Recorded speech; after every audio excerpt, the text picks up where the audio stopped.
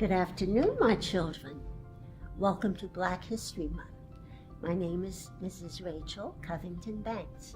I'm going to be reading for you today a story that's called Black History Treasure Chest. It's the Sarah Mae Fleming's story, Black History Treasure Chest. It's illustrated by a young man named Kristen K. Simons, and the author is R.S. Rogerson. This book is dedicated to all unknown as well as the known persons who use their God-given courage to stand for social justice, while being seeds for the civil rights movement. Today, Kapara is going to visit her great-aunt Rosina for the weekend.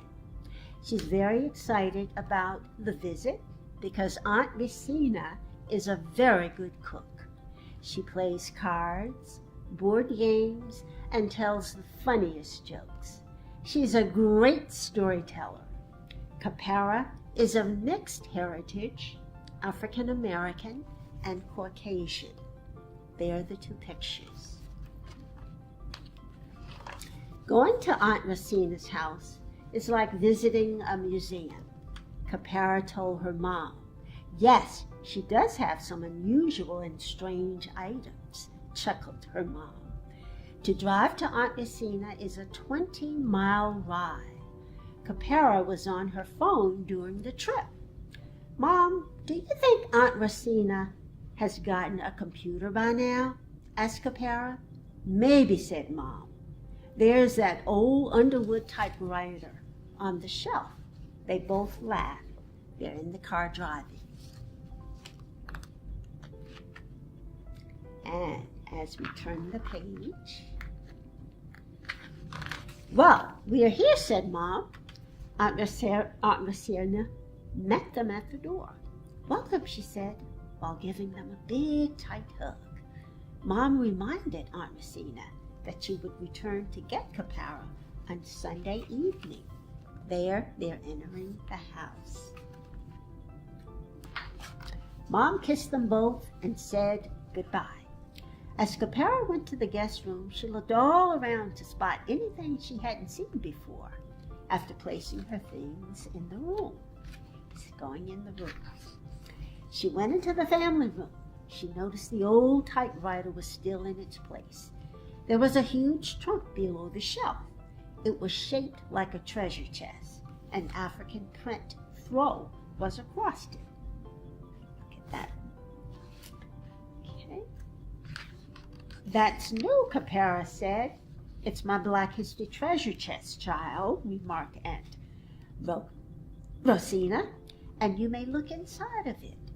Inside the trunk were magazines, Ebony, Look, Essence, newspapers, African print cards, magazine covers, featured Rosa Parks, Coretta Scott King, Barack Obama, Malcolm X, Nelson Mandela, and others. Newspapers' headlines were about a church bombing in Alabama and the forgotten hero story of Sarah Mae Fleming. Kapara took a decorative pillow, placed it under her head, stretched out on the floor, and began to read. Finally, she sat up and said, I never heard of Sarah Mae Fleming.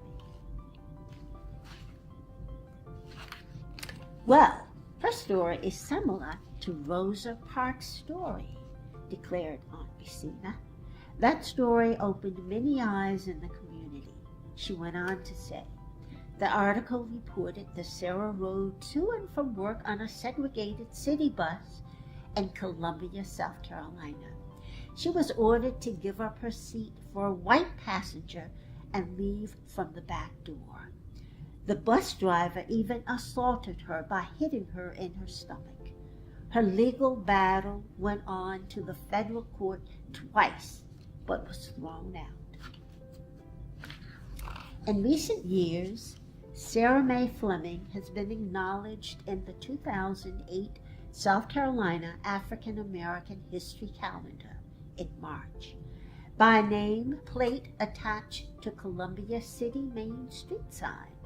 The Center for Civil Rights History and Research, a mural of her and the bus documentaries in University of South Carolina African American Museum, and large billboards of her were positioned along a major state highway, reported Aunt Rosina.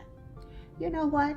I have a laptop, and you can search for the documentary Before Rosa, said Aunt Rosina, and Aunt Rosina got her laptop from under her old Underwood typewriter and handed it to Capara. You can see she's doing that. Wow!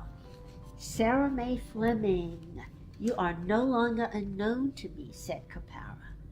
As Capara searched for information about Sarah Mae, she came across an article about a traveling civil rights history exhibit with traveling trunks.